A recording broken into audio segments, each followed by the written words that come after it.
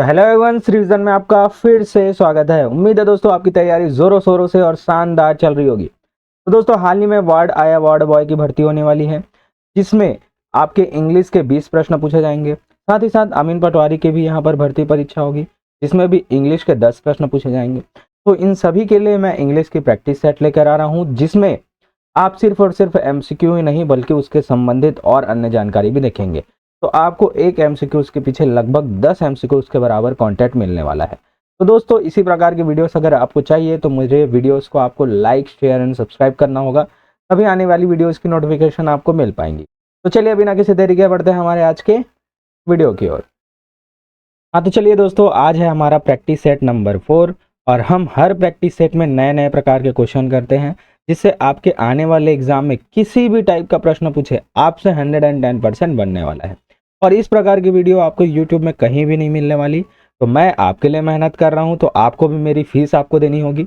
अब आगे वीडियोस आपकी फ्री में नहीं होंगी, और फीस के तौर पर आपको क्या करना होगा, ज़्यादा से ज़्यादा शेयर करना होगा और मुझे कमेंट बॉक्स पे लिखना होगा यदि आपने शेयर किया है, उसके बाद डन DONE जरूर लिखिएगा, तभी मैं समझ जाऊंगा कि आपने शेयर किया है।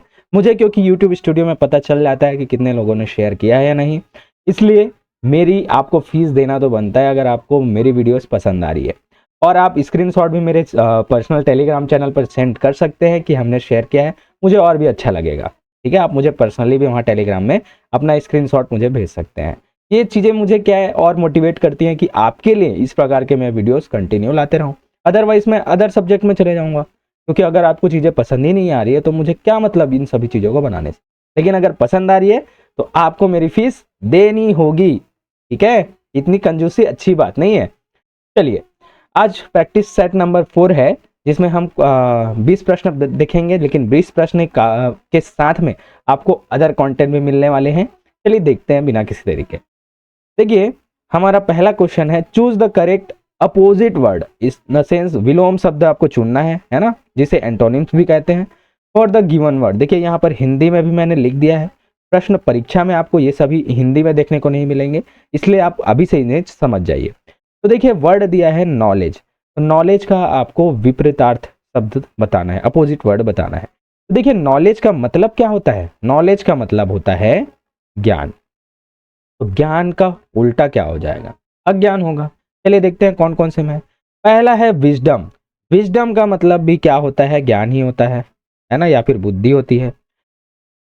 बी एजुकेशन, एजुकेशन का मतलब भी शिक्षा या ज्ञान होता है। ठीक है।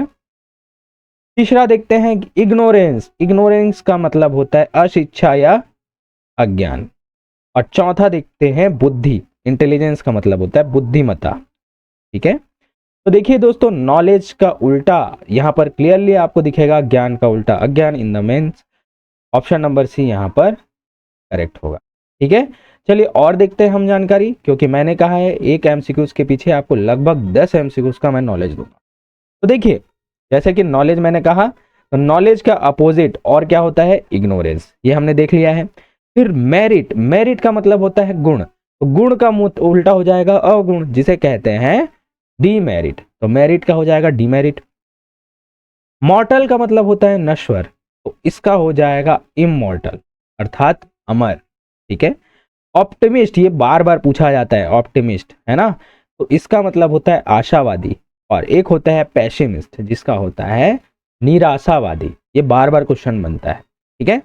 और देखते हैं नेक्स्ट, देखते हैं लीगल। लीगल का मतलब होता है कानूनी, और इसका मोस्टली लोगों को पता होगा, लीगल का होता है इलीगल, मतलब गैर कानूनी।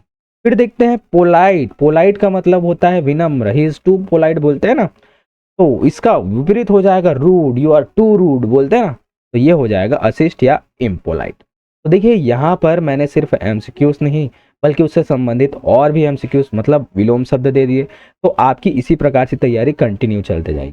तो देखिए 4 प्रैक्टिस सेट हमने कर लिए, इन द सेंस आपने लगभग 20 से 25 विलोम शब्द यहाँ पर पढ़ लिए होंगे। ठीक है। तो आपकी तैयारी कब हो रही है ना, आपको पता भी नहीं चलेगा, इसलिए मैं बोल रहा हूँ अगर आपको चाहिए तो डन लिख के ज़्यादा से ज़्यादा शेयर कीजिएगा, तभी मैं आगे बनाऊंगा, अन्यथा इसके बाद मैं सीधे चले जाऊंगा दूसरे टॉपिक की ओर, है ना। नेक्स्ट बढ़ते हैं। क्वेश्चन नंबर 2 है, choose the correct similar meaning word synonyms for the given word. Synonyms in the sense समानार्थी शब्द होता है ना, समान अर्थ होंगे जिसके। तो देखिए वर्ड दिया है हमारा विक्ट्री। तो विक्ट्री का मतलब सबसे पहले जान लीजिए, विक्ट्री का मतलब होता है विजय। विक्ट्री का मतलब होता है विजय। तो विजय का सिनोनिम समानार्थी आपको बताना है। ऑप्शन नंबर ए दिया है डिफीट। तो डिफीट का मतलब क्या होता है? हार होता है। फिर आता है बी में लॉस। लॉस का मतलब भी क्या होता है? हार ही होता है। तीसरा देखते हैं सी, ट्रिम्फ मतलब होता है विजय या फिर जीत, ठीक है। और फिर चौथा फेलियर। फेलियर का मतलब भी क्या होता है? हार ही होता है।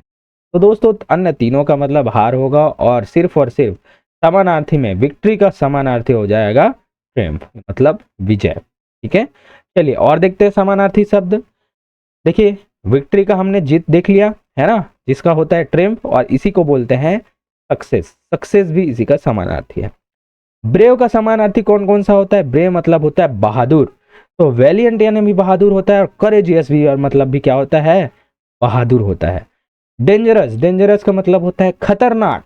तो इसका भी समानार्थी हो जाएगा रिस्की। रिस्की भी खतरनाक है। और हैजार्डस, ये भी क्या होता है? खतरनाक ही होता है। फिर आता है एनिमी। एनिमी मतलब होता है दुश्मन। तो दुश्मन का क्या हो जाएगा? फॉय या फिर अपोनेंट। इज माई अपोनेंट बोलते हैं ना, तो इसका मतलब भी क्या होता है? दुश्मन। लेजी, लेजी का मतलब होता है आलसी। तो इसका होता है एडल या फिर लेथर्जिक, ठीक है। तो ये याद रखना है, लेजी का क्या हो जाएगा? एडल या फिर लेथर्जिक। फिर देखते हैं नेक्स्ट फॉरगिव। फॉरगिव मतलब होता है क्षमा करना। इसी प्रकार से पर्डन का भी मतलब क्या होता है? क्षमा करना। देखिए 8वीं पास लेवल के लिए ये फॉरगिव वाला बहुत इंपॉर्टेंट है, ठीक है। इसी प्रकार से पूछे जा सकते। देखिए दोस्तों मैं हर टाइप के प्रश्न यहाँ पर करा रहा हूँ ना, इसलिए आपको ज़्यादा से ज़्यादा काम करना है और फीस देनी है। नेक्स्ट देखते हैं fill in the blank with the correct preposition, ठीक है। चलिए देखते हैं भैया प्रीपोजिशन कौन सा आएगा। The frog blank, the frog jumped blank the river, ठीक है। इसका मतलब अगर हिंदी में आप समझे तो जो फ्रॉग है मतलब क्या है? मेढक नदी के अंदर कूदा, ठीक है। तो ऑप्शन में दिया है इन। इन का मतलब होता है में।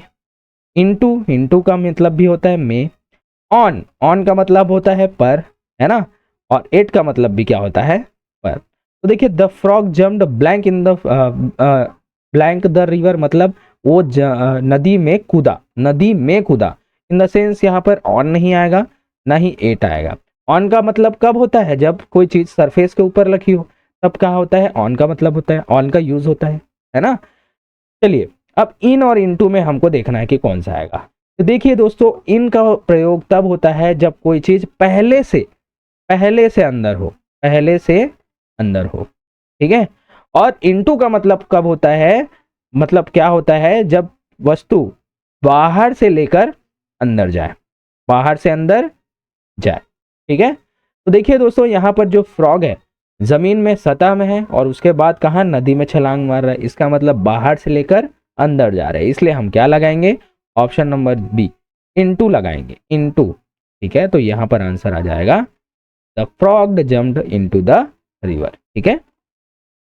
चलिए आगे देखते हैं। अब इन वर्सेस इनटू मैंने बता दिया है कि इन का प्रयोग तब होता है जब कोई वस्तु पहले से ही किसी चीज के अंदर हो। जैसे example the fish is in the pot, मतलब जो मछली है पहले से कहाँ है? तालाब में है।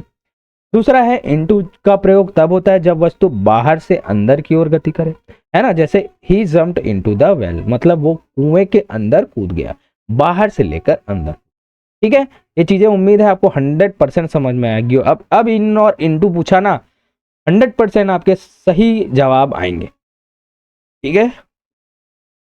नेक्स्ट देखते हैं choose the word that is different from the other three, मतलब जो जिसमें तीन जो है समान होंगे एक अलग होगा, ये आपको बताना है। किस प्रकार से समान होंगे ये आपको देखना है।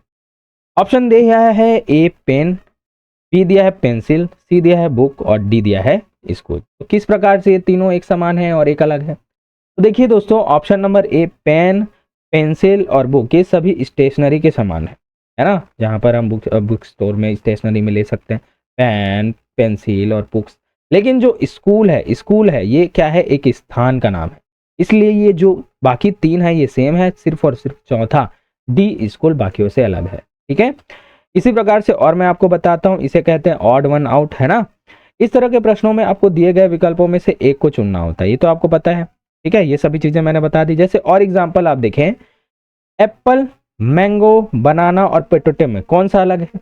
तो दोस्तों ये जो पोटैटो है ये अलग है, क्यों? क्योंकि बाकी बनाना, मैंगो और एप्पल ये सभी क्या है? फल है, फ्रूट है, और पोटैटो क्या है? एक सब्जी है, ठीक है।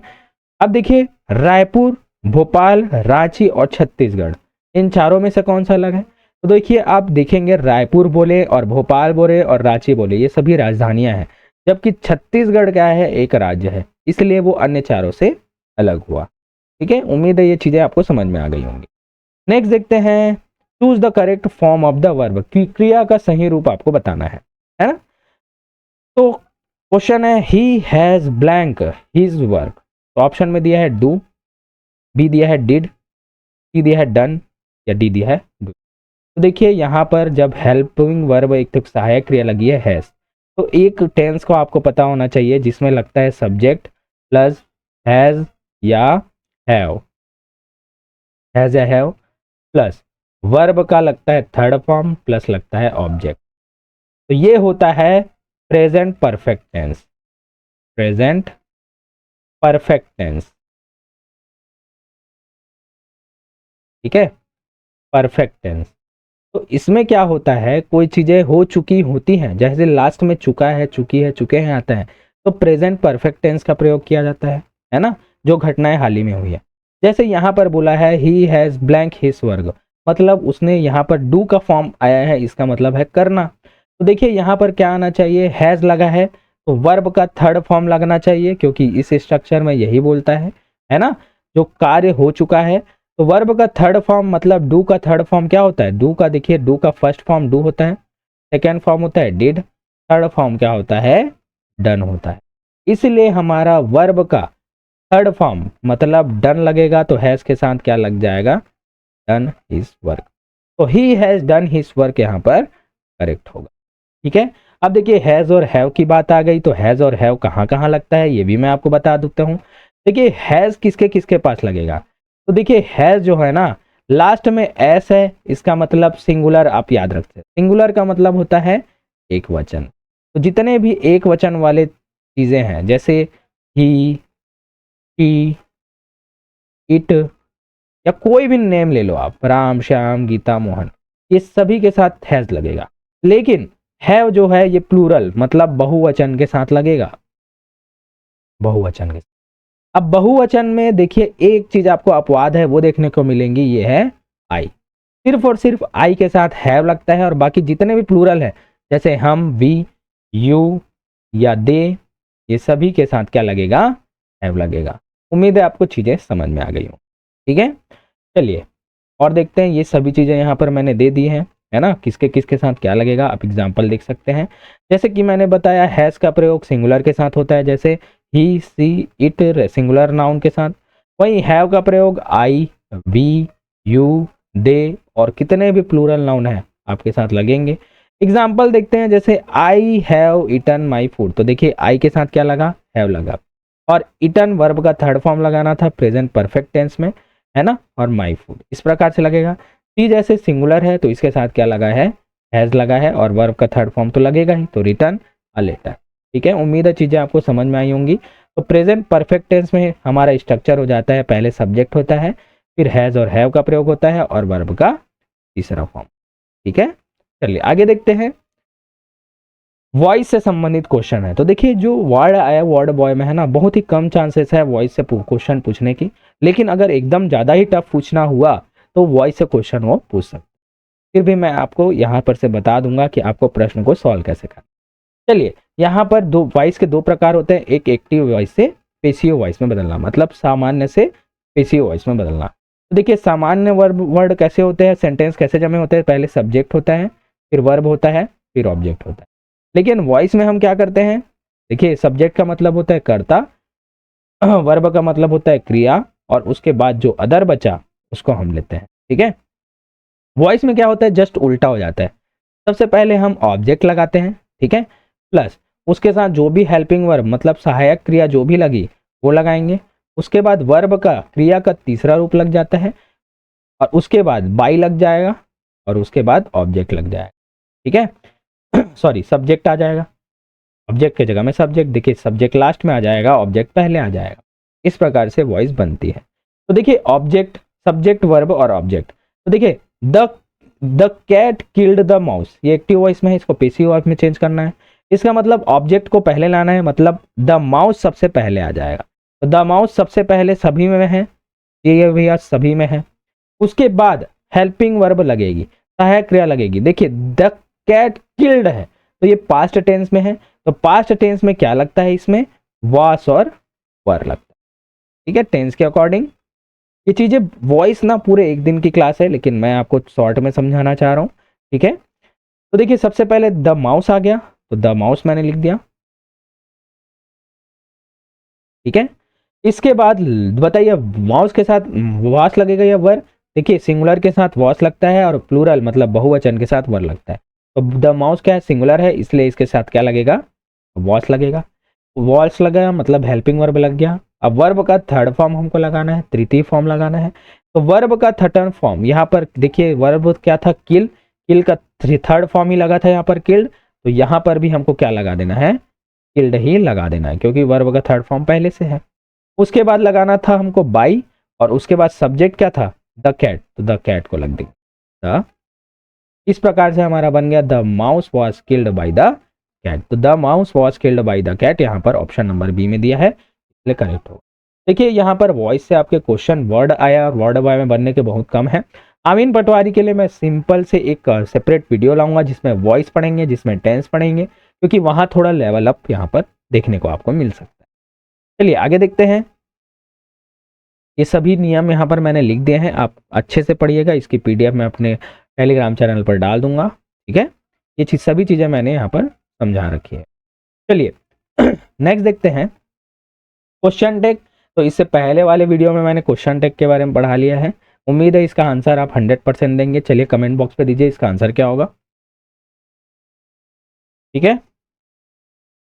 आगे आंसर कमेंट बॉक्स पे दीजिए। तो चलिए मैं आपको बता देता हूँ। क्वेश्चन टैग आपको लगाना है, तो देखिए दे प्ले फुटबॉल दिया है, तो यहाँ पर क्या होना है, जब यहाँ पर पॉजिटिव में दिया है मतलब वे फुटबॉल खेलते हैं, यहाँ पर नकारात्मक भाव है क्या, नहीं, तो आपको क्वेश्चन जो है नकारात्मक भाव में पूछना है, नॉट लगा कर पूछना है। कहाँ पर लगाना है, सहायक क्रिया में लगाना। तो देखिए यहाँ पर जब सहायक क्रिया नहीं होती, सहायक क्रिया नहीं दिख रही है, इसका मतलब ये प्रेजेंट इंडेफिनिट टेंस है, जिसमें आपको डू या डज का प्रयोग करके इसको इंट्रोगेटिव सेंटेंस बनाना होता है, क्वेश्चन टैग लगाना होता है। तो देखिए यहाँ पर कुछ नहीं है, इन द सेंस दे है, तो डू या डज छुपा हुआ होता है, डू या डज छुपा हुआ होता है। तो देखिए डू किसके साथ लगता है, डू लगता है प्लूरल, प्लूरल अर्थात बहुवचन के साथ, बहुवचन के साथ। एक एक चीज मैं बता रहा हूं ना इंग्लिश का, ऐसा कोई भी नहीं बताता। डज किसके साथ लगता है, सिंगुलर के साथ, सिंगुलर मतलब एक वचन के साथ, ठीक है। अब बताइए यहां पर दे है, दे मतलब बहुवचन है, तो इसके साथ क्या छुपा होगा, ऑब्वियसली है डू छुपा होगा, तो डू लिखेंगे हम, क्योंकि पूरा का पूरा सेंटेंस सकारात्मक है, पॉजिटिव है, तो हम क्या लगाएंगे यहाँ पर, नॉट, नॉट, तो डू का क्या हो जाएगा, डोंट, DONT, ऐसे लगाते हैं हम, डोंट। फिर जो सब्जेक्ट होता है उसको एज इट इज वैसा का वैसा हम रख देते हैं, रख देते हैं। तो यहाँ पर हमारा क्वेश्चन टैग बच गया। बस आपको सहायक क्रिया के बाद नॉट लगाना है, उसके बाद जो सब्जेक्ट है उसको वैसे का वैसा रख देना है, आपका क्वेश्चन टैग बन जाएगा। जब ये सकारात्मक में है, जब ये नकारात्मक में रहती, जैसे they do not play football होता, तो हम क्या बनाते, सिर्फ और सिर्फ सहायक क्रिया को रखते, डू को रखते। जैसे एग्जांपल मैं देता हूं, they do not play football. तो इसको क्वेश्चन टैग में आपको बनाना होता तो क्या करते, देखिए पहले से नकारात्मक में है तो हमारा क्वेश्चन टैग सकारात्मक में होगा, मतलब हमको नॉट को हटा देना है, नॉट को नहीं लेंगे, सीधा सीधा सहायक क्रिया को पहले लिखिए, डू लिखिए, उसके बाद जो सब्जेक्ट है उसको लिख दीजिए, तो दे लिखिए, तो डू दे हमारा क्वेश्चन टैग बन गया होता, और कुछ भी नहीं करना, बहुत ही आसान होता है ना। तो आपका आंसर हो जाएगा ऑप्शन नंबर सी, डोंट दे यहाँ पर पहले का आंसर था। ठीक है, चलिए क्वेश्चन टैग के बारे में मैंने बता दिया। देखिए फिर से मैं बता देता हूं, जब वाक्य में कोई हेल्पिंग वर्ब अर्थात इज, एम, आर ना हो तो डू और डस का प्रयोग करते हैं, जैसा कि मैंने आपको बताया। अगर वाक्य पॉजिटिव में है तो टैग को हमको किस में लेना होता है, नेगेटिव में, जैसा कि मैंने आपको बताया, जैसे डोंट, डजंट। अगर वाक्य नेगेटिव में होता तो हम क्या लेते, टैग को पॉजिटिव लेते, मतलब डू या डस, है ना। जैसे एग्जांपल देखें, ही लाइक्स कॉफी, देखिए ये क्या है, पॉजिटिव में है, इसका मतलब वो कॉफी पसंद करता है। हमको क्वेश्चन मार्क लगाना है तो देखिए लाइक्स में डस छुपा होता है ना, डस छुपा होता है। तो यहाँ पर क्या लिखेंगे, देखिए कुछ नहीं है, मतलब डू या डज है ना। तो ही क्या है, ही सिंगुलर है तो उसके साथ डज लगता है, तो हमने डज लगाया, तो डज का हो जाएगा डजंट, और फिर सब्जेक्ट को वैसे का वैसा रख दिया। फिर देखते हैं they don't know the address, तो क्या हो जाएगा यहाँ पर ये जो है नेगेटिव में है, डोंट मतलब नकारात्मक, वो मतलब पता, उनको पता ही नहीं है। तो हमको पॉजिटिव में पूछना है, तो नॉट को हटाइए और सिर्फ डू को रखिए, फिर जो सब्जेक्ट है उसको रख दीजिए, हमारा आंसर आ जाएगा। उम्मीद है आपको चीजें समझ में आ रही होंगी, मैं बहुत ही स्लो से समझा रहा हूं आपको, ताकि एक बार पढ़ें और आपको कहीं भी और जाने की जरूरत ना हो। चलिए आगे देखते हैं। इंस्ट्रक्शन दिया है, a place where birds are kept is called an, मतलब जहां पर पक्षियों को रखा जाता है वो क्या कहलाता है। तो ऑप्शन नंबर ए में दिया है इक्वेरियम, बी में है जू, सी में दिया है एस्पायरी, और डी में दिया है एवियरी। तो दोस्तों जहां पक्षियों को रखा जाता है ना, उसको कहा जाता है ऑप्शन नंबर डी एवियरी, ठीक है, पक्षियों का रहने के स्थान एवियरी कहा जाता है। चलिए दिखाते हैं और इसका और example, a place for birds, जहां पक्षी रहते हैं उसको बोलते हैं एवियरी, जैसे मैंने बताया, जिसे पक्षीशाला कहते हैं। ए प्लेस फॉर फिश, मतलब जहां फिश अर्थात मछलियों को रखा जाता है उसे क्या कहते हैं, इक्वेरियम, मछली घर, छोटा छोटा इक्वेरियम हम घर में रखते हैं। फिर देखते हैं ए प्लेस फॉर बीज, जहां पर मधुमक्खियां को रखा जाता है उसे कहते हैं एपियरी, है ना, जिसे एपीकल्चर बोलते हैं ना, मधुमक्खी वाला कृषि, तो मधुमक्खी पालन, है ना, इसको एपियरी कहते हैं। और फिर a place for wild animal, मतलब जंगली जानवर को कहाँ रखा जाता है, तो जू में रखा जाता है। वहीं a place where grains are stored, grains मतलब होता है अनाज, तो अनाज को जहां संग्रह किया जाता है उसे क्या कहते हैं, ग्रेनरी कहते हैं, ठीक है। देखिए इस प्रकार से मैंने बता दिया कि किसे कहाँ रखा जाता है और उसे क्या कहते हैं। चलिए आगे देखते हैं next, fill in the blanks with the correct word. दिया गया है he is too blank to walk, है ना। तो यहाँ पर क्या क्या आएगा ऑप्शन में, देखते हैं हम इसे किसे क्या कहते हैं। देखिए ऑप्शन नंबर ए में दिया है वीक, डब्ल्यू डबल ई के वीक, वीक का मतलब होता है सप्ताह, ठीक है, सप्ताह। देखिए सबको एक ही बोला जाता है ना, वीक वीक वीक, बोलने में सब सेम है ना, लेकिन सबका मीनिंग अलग है और स्पेलिंग अलग है। इस डब्ल्यू ई ए के का मतलब होता है कमजोर, कमजोर, वीक, इस टू वीक बोलते हैं ना। फिर एक होता है वीक, वीक जो होता है ना, ये दिए की बत्ती, ऊपर वाली बत्ती होती है ना, बत्ती, तो इसको वीक कहते हैं। और वहीं वो का मतलब होता है जागना, जागना, ठीक है, वो का मतलब है जागना, ठीक है। तो बताइए he is too blank to walk, मतलब वो चलने के लिए क्या होगा, कमजोर है, बहुत ही कमजोर है। तो आपका आंसर हो जाएगा option number B, he is too weak to walk, मतलब वो चलने के लिए अभी बहुत कमजोर है। आपको अगर मीनिंग पता होगा ना तो इन सभी का आंसर आप इजीली दे सकते हैं, ठीक है। चलिए नेक्स्ट देखते हैं और आपको एग्जांपल में बताता हूं। जैसे डब्ल्यू ई ए के, वीक का मतलब होता है कमजोर, जैसे ही इज वेरी वीक, वो बहुत कमजोर है। इसी डब्ल्यू डबल ई के का मतलब होता है सप्ताह, जिसमें बोलने में दोनों सेम है। There are 7 days in a week, मतलब इस सप्ताह में क्या है, 7 दिन होते हैं, मतलब हर सप्ताह में 7 दिन होते हैं। एक होता है सी और एक होता है सी, एस डबल ई सी का मतलब होता है देखना, जैसे I can see the bird, मैं पक्षी को देख सकता हूं। सी एक होता है समुद्र, एस ई ए, सी का मतलब होता है समुद्र, जैसे the ship sails on the, जो समुद्री सेल्स होते हैं उसी में होते हैं।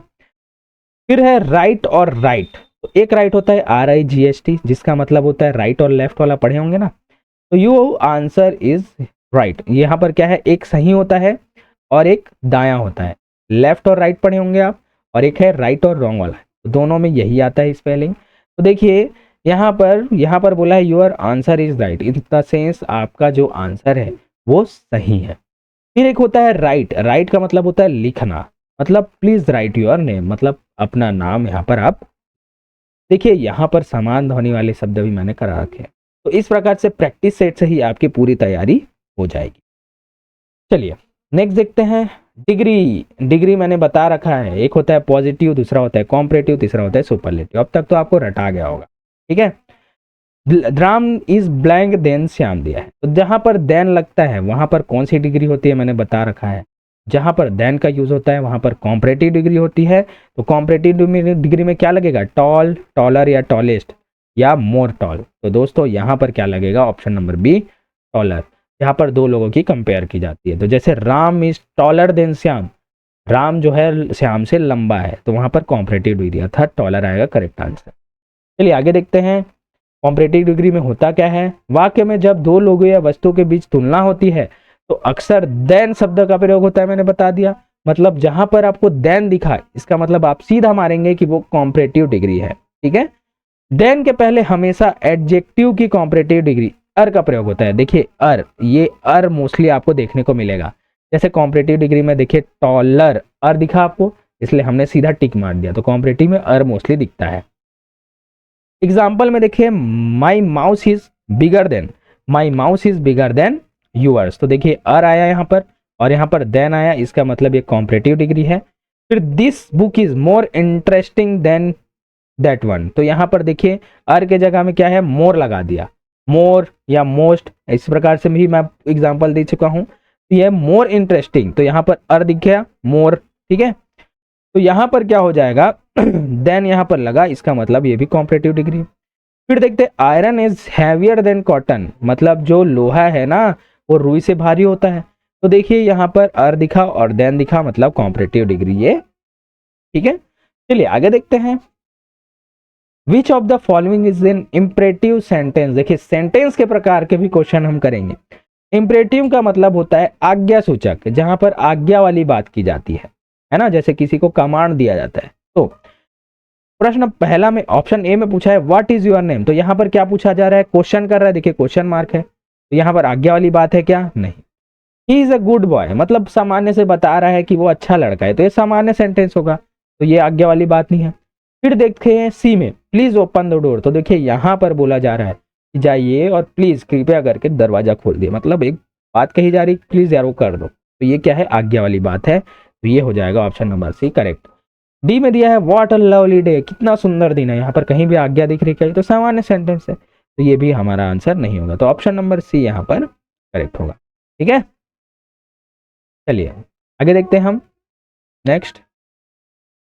ओ है ना, हो गया ना। चलिए अब टाइप्स ऑफ सेंटेंस हम देखते हैं, वाक्य के प्रकार। एक होता है असर्टिव या फिर डिक्लेरेटिव, मतलब कथनात्मक सेंटेंस, मतलब एक कथन हो गया ना, फिर वहीं पर फुल स्टॉप दे दो, जहां पर पूर्ण विराम दिखेगा, आप यहाँ पर इंग्लिश में आपको स्टॉप के रूप में दिखेगा। तो जैसे कोई जानकारी देता है और अंत में फुल स्टॉप लगाता है, तो ये क्या है, assertive sentence. The sun is hot, मतलब सूर्य बहुत गर्म होता है। फिर देखते हैं इंट्रोगेटिव, इंट्रोगेटिव का मतलब होता है प्रश्नवाचक, जहां पर प्रश्न पूछा जाता है इंट्रोगेटिव है। जैसे वेयर आर यू गोइंग, आप कहाँ जा रहे हैं, ये तो बहुत ही ईजी होता है। फिर होता है एक इंपरेटिव सेंटेंस, जो कि मैंने आपको बताया आज्ञा सूचक, जिसमें आज्ञा हो, अनुरोध की हो या सलाह देना होता हो। जैसे कम हियर, इधर आओ, प्लीज हेल्प मी, मेरी सहायता करो, तो यहाँ पर करने कराने की बात की जाती है, वहां पर इंपरेटिव सेंटेंस होता है। फिर एक होता है एक्सक्लामेटरी, ये भी मैंने बता रखा है पिछले क्लास में, एक्सक्लामेटरी के अलग अलग एग्जाम्पल भी मैंने देख चुके हैं। तो देखिए इसका मतलब होता है विस्मयादि बोधक, मतलब जहां पर अचानक से मन में भाव है, अरे हु हाय, ऐसे ऐसे बोलते हैं ना, तो वही है। जैसे एग्जाम्पल व्हाट ए सरप्राइज, और यहाँ पर एक्सक्लामेटरी की ये साइन होती है ना, जहां पर ये दिखा, इसका मतलब ये एक्सक्लामेटरी होता है, ये आपको देखना है, ये ट्रिक है इसकी, ठीक है। तो व्हाट ए सरप्राइज मतलब अचानक से आ गए, है ना, तो यहाँ पर एक्सक्लामेटरी सेंटेंस होता है। चलिए आगे बढ़ते हैं। नेक्स्ट देखते हैं identify the adverb in the following sentence. Adverb बताना है, एडवर्ब का मतलब होता है क्रिया विशेषण। क्रिया विशेषण का मतलब क्या होगा, जो क्रिया की विशेषता बताए, वाक्य से संबंधित है। चलिए देखते हैं। ही ऑलवेज स्पीक द ट्रूथ, मतलब वो हमेशा सही बोलता है ना। तो बताइए यहाँ पर क्रिया की विशेषता कौन बता रहा है। तो सबसे पहले ये जानिए कि क्रिया क्या है। क्रिया यहाँ पर है स्पीक्स, अर्थात बोलना एक क्रिया है। अब क्रिया की विशेषता क्या बता रहा है, ऑलवेज। ऑलवेज का मतलब है वो हमेशा सही बोलता है, सही तो बोलता है, लेकिन कब बोलता है? एक दिन बोलता है, 2 दिन बोलता है? नहीं, वो हमेशा सही बोलता है। इसलिए क्या हो जाएगा? यही विशेषण होगा। तो ऑप्शन में क्या दिया है? ऑप्शन में नंबर डी यहाँ पर ऑलवेज यहाँ पर विशेषण। ठीक है, चलिए आगे देखते हैं एडवर्ब ऑफ फ्रीक्वेंसी और किस प्रकार से आप पहचान सकते हैं। ये एडवर्ब बताते हैं कि कोई काम कितनी बार होता है ना। तो ये एडवर्ब ऑफ फ्रीक्वेंसी है ना, कि कितनी बार वो काम हो रहा है। जैसे ये हाउ ऑफन का जवाब देते हैं। ठीक है, मतलब कैसे हमेशा। एग्जाम्पल देखते हैं, समझ में आएगा। कॉमन एडवर्ब्स कौन कौन से है? जैसे ऑलवेज आ गया तो ये एडवर्ब आ गए, ऑफन आ गया तो ये भी एडवर्ब है। आप सीधा बता, ये अक्सर सच बोलता है। समटाइम्स मतलब कभी कभी, ये कभी कभी सच बोलता है। यूजुअली मतलब आमतौर पर ये सही बोलता है। नेवर वो कभी सही नहीं बोलता। फिर डेली वो रोजाना सही बोलता है। तो इस प्रकार से आप एडवर्ब को पहचान जाएंगे जो क्रिया की विशेषता बताए। ठीक है, चलिए आगे देखते हैं। अब बताना है आपको fill in the blanks with the correct conjunction. Conjunction का मतलब सही संयोजक चिन्ह का आपको प्रयोग करके बताना है। देखिए दिया है work hard blank you will fail. ठीक है, मतलब कठोर परिश्रम करो और फिर आप फेल हो जाओगे। बीच में क्या आएगा ये आपको बताना है। अब पहले आंसर देखिए, ऑप्शन नंबर ए का मतलब एंड का मतलब होता है और, बट का मतलब होता है लेकिन, लेकिन का मतलब होता है जब दो सेंटेंस अलग अलग हो, अपोजिट हो एक दूसरे के। फिर होता है सी अदरवाइज, अदरवाइज का मतलब होता है अन्यथा, अन्यथा। बिकॉज का मतलब होता है क्योंकि। अब यहां पर आप एक एक करके रख के देख भी सकते हैं। Work hard and you will fail, मतलब यहां पर बोल रहा है कठिन परिश्रम करो और आप फेल हो जाओगे। ऐसा कभी होता है क्या? कठिन परिश्रम करने से कोई फेल होगा? नहीं ना। बी में दिया है तो ये नहीं होगा। बी में दिया but work hard but you fail, मतलब यहां पर बट का प्रयोग कब होता है? जब दोनों अपोजिट हो, मतलब कठिन परिश्रम करो लेकिन आप फेल हो जाओगे। कठिन परिश्रम करेंगे ही क्यों? ठीक है, ये तो गलत है। फिर दिया है work hard otherwise you will fail, मतलब कठिन परिश्रम करो अन्यथा आप फेल हो जाओगे। तो ये हमेशा 110% सी हमारा आंसर होगा, करेक्ट होगा। फिर दिया है D because work hard because you will fail, मतलब कठिन परिश्रम करो क्योंकि आप फेल हो जाओगे। ऐसा कुछ है क्या? नहीं, तो अदरवाइज करेक्ट है, अन्यथा यहाँ पर। चलिए नेक्स्ट देखते हैं। एंड का मतलब होता है और, मतलब जोड़ने का काम। ही केम एंड सेट डाउन, है ना। बट लेकिन मैंने बता दिया विरोधाभास को दर्शाता है, अपोजिट को दर्शाता है। जैसे he is poor but happy, मतलब वो गरीब होता है, गरीब है फिर भी वो खुश है, मतलब दोनों अपोजिट है। फिर है बिकॉज, बिकॉज का मतलब है क्योंकि, क्योंकि क्या है? कारण बताता है। जैसे I was late because of rain, मतलब मैं बारिश के कारण क्या है? देरी हो गया, मतलब ये कारण बताता है। तो का मतलब होता है इसलिए, मतलब ये बताता है परिणाम को बताता है, रिजल्ट को बताता है। He worked hard so he passed, मतलब उसने कठिन परिश्रम किया इसलिए वो पास हो गया। ठीक है, फिर है अदरवाइज या और, अन्यथा। ये दोनों आपका यूज हो सकता है, दोनों एक ही है। चेतावनी देता है या विकल्प बताता है। बोला है walk fast otherwise you will miss the train, मतलब तेजी से चलो अन्यथा आप ट्रेन को मिस कर दोगे। समझ में आया आपको? चलिए आगे देखते हैं। What is the feminine gender of nephew, मतलब भतीजा है ना, या भांजा का स्त्रीलिंग क्या है? स्त्रीलिंग है ना। फेमिनाइन जेंडर बोला, स्त्रीलिंग बताना है। तो ऑप्शन है ए सिस्टर, बी आंट, सी नाइस या डी कजन। तो मैंने बता रखा है नेफ्यू का स्त्रीलिंग क्या हो जाएगा?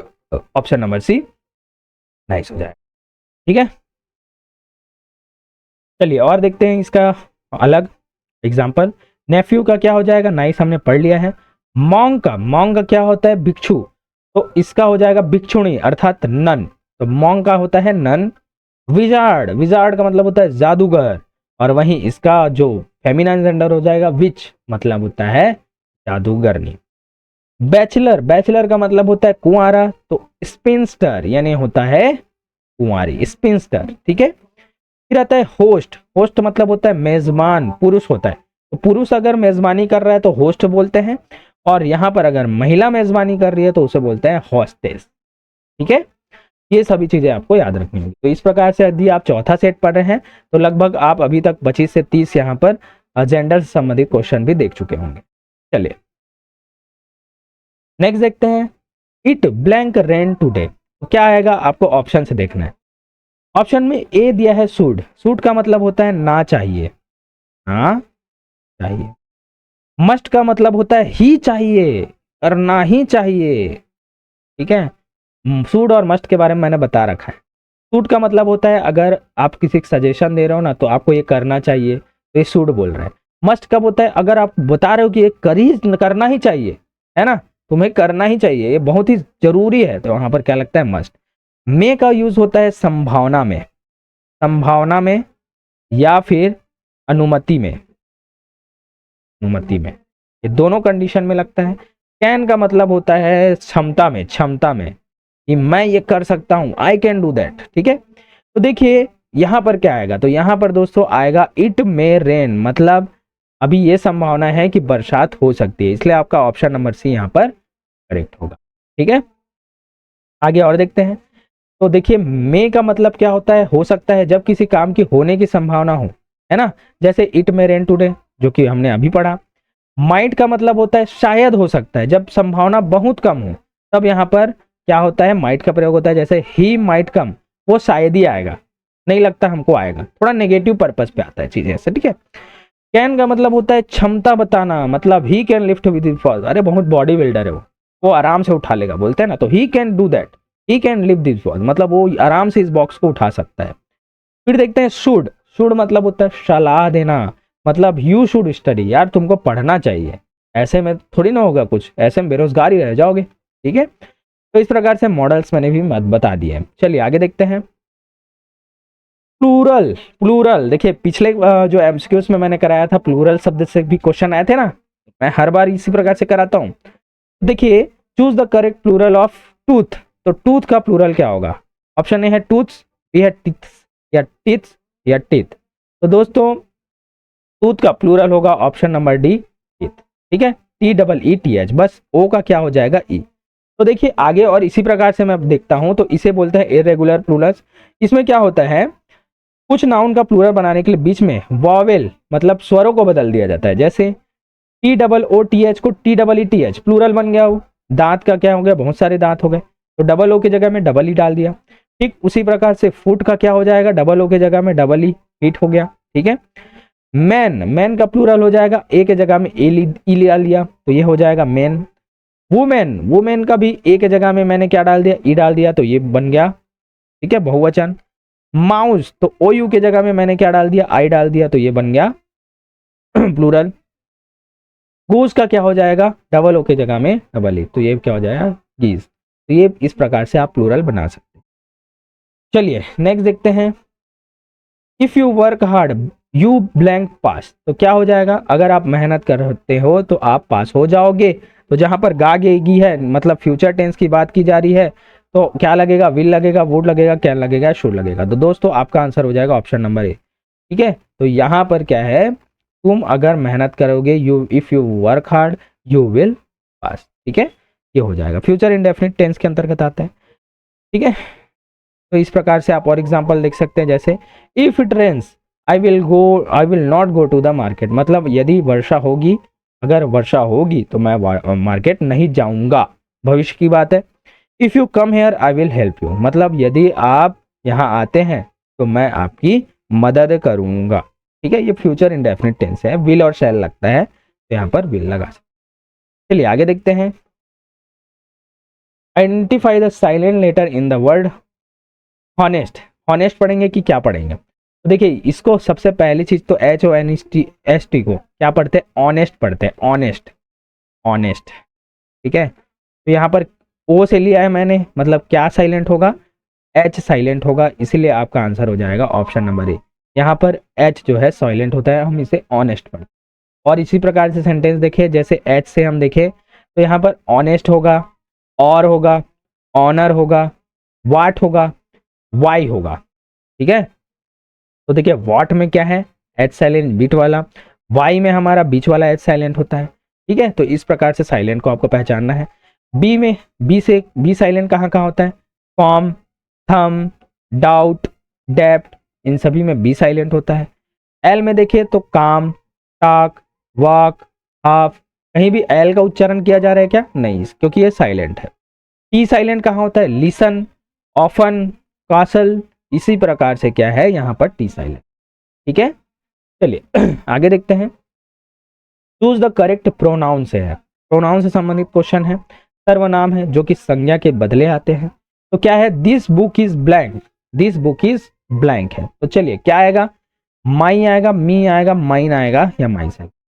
तो दोस्तों इसका आंसर आ जाएगा ऑप्शन नंबर सी, माइन आएगा। क्यों आएगा मैं आगे एग्जांपल से बताता हूँ, ठीक है, तभी आप समझ पाएंगे। तो देखिए दोस्तों, इसे बोलते हैं पॉजेसिव प्रोनाउंस और पॉजेसिव एडजेक्टिव्स। दो प्रकार की चीजें होती हैं। सबसे पहले आप समझना होता है पॉजिटिव एडजेक्टिव्स क्या है। मतलब ये नाउन के पहले आते हैं, जो संज्ञा होती है ना उससे पहले आते हैं। ये क्या है, पॉजिटिव एडजेक्टिव। और अधिकार बताते हैं, जैसे माई हो गया, यूअर हो गया, his, her, its, our, their, ये सभी क्या है, पॉजेसिव एडजेक्टिव है। ठीक है, जैसे दिस इज माई बुक, तो ये है नाउन के पहले आया कि नहीं, बुक क्या है, नाउन, नाउन से पहले क्या आया, माई आया। ठीक है, अब देखते हैं पॉजेसिव प्रोनाउंस। देखते हैं प्रोनाउंस होते हैं ये नाउन की जगह पर आते हैं, ठीक है, और अधिकार बताते हैं, और इनके बाद नाउन नहीं लगता, मतलब ये सबसे लास्ट में आता है। ठीक है जैसे दिस बुक इज माइन, तो देखिए लास्ट में आ गया, तो माई का क्या हो जाएगा, माइन हो जाता है। ठीक है, देखिए ये जो है पॉजेसिव्स हैं, yours, his, hers, its, ours, theirs. इस प्रकार से जब अंत में आपको ब्लैंक दिखा तो आपको इन सभी चीजों को भरना है। तो देखिए द कार इज हर्स, मतलब ये कार उसका है। इस प्रकार से पॉजिटिव सेंटेंस है। दोस्तों ये जो है ना, ये टफेस्ट क्वेश्चंस में से एक है। अगर आप वर्ड बाय वर्ड आया की तैयारी कर रहे हैं, इस प्रकार के क्वेश्चन बहुत ही कम आपको देखने को मिलेंगे, लेकिन मेरी गारंटी ये रहती है कि मैं हर क्वेश्चन तक आपका अप्रोच पहुंचाऊं, ताकि ऐसा ना हो कि एग्जाम में ऐसा प्रश्न आए और आपसे ये माइंड में आए कि हमने तो ऐसा पढ़ा ही नहीं। ठीक है, चलिए नेक्स्ट देखते हैं। लास्ट क्वेश्चन है, bread and butter blank my favourite breakfast. तो इसका आंसर आपको देना है। इसका आंसर मैं अगले वीडियो में बताऊंगा, क्योंकि आपको आंसर देना है। आप आंसर दीजिए, देखते हैं कि इसका आंसर ये सही होता है। मोस्टली लोग इसका आंसर गलत देंगे, मेरे को पता है, इसलिए मैं अगले वीडियो के लिए इसको छोड़ रहा हूँ। ठीक है, तो दोस्तों अगर आपको मेरी वीडियो पसंद आई तो यार ज़्यादा से ज़्यादा लाइक कीजिए, शेयर कीजिए और सब्सक्राइब कीजिए। और जैसा कि मैंने कहा, आपको कमेंट बॉक्स पे आज लिखना है डन, यदि आपने इसे शेयर किया है। और अगर आप शेयर करते हैं, जैसे व्हाट्सअप में करते हैं, तो स्क्रीनशॉट लेकर मेरे टेलीग्राम चैनल पे भेजिए, है ना, जो कि मेरा पर्सनल है। पर्सनल मुझे टेक्स्ट कीजिए, क्योंकि मुझे अच्छा लगेगा कि आप मुझे सपोर्ट कर रहे हैं, तो मुझे भी ऐसा मन होगा कि मैं भी आपको आगे सपोर्ट करता हूँ जितनी मेरी क्षमता है। ठीक है, ऐसे तो तुच्छ से प्राणी है हमारे, थोड़ा सा ज्ञान है, उस थोड़े से ज्ञान को ही आपको पास बांटने की कोशिश हम करते हैं। ठीक है, तो दोस्तों इसी प्रकार के वीडियोस चाहिए तो जीएस की टॉपिक्स भी आएगी, अभी छत्तीसगढ़ की टॉपिक्स भी आएगी, तो सभी टॉपिक्स पर मैं क्वेश्चन लाऊंगा, लेकिन इस बार फीस के साथ। तो मिलते हैं अपने नेक्स्ट वीडियो में।